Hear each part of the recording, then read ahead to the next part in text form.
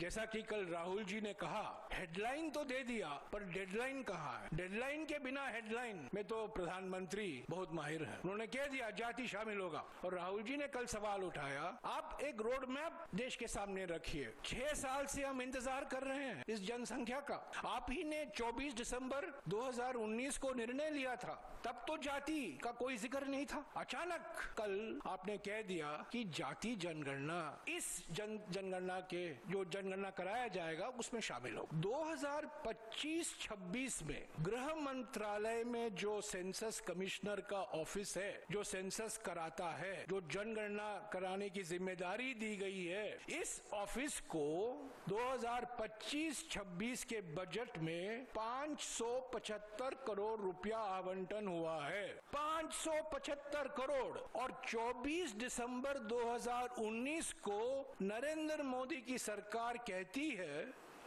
जनता को कि जनगणना कराने के लिए 8,254 करोड़ रुपए की जरूरत है। तो पहला सवाल यह है, 575 करोड़ में आप कौन सी जनसंख्या कराएंगे? जाति को छोड़िए, जो साधारण से जो आप करवाते हैं हर 10 साल, वो भी नहीं है।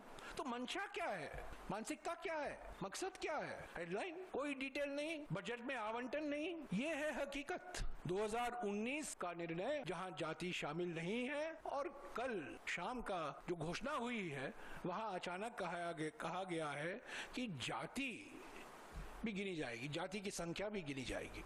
राहुल जी ने कहा हम इसका स्वागत करते हैं, एक सही कदम है, पर कई सवाल खड़े होते हैं। मंशा के लेकर सवाल खड़े होते हैं। हेडलाइन तो मिल गया, पर डेडलाइन क्या है? कब कराएंगे?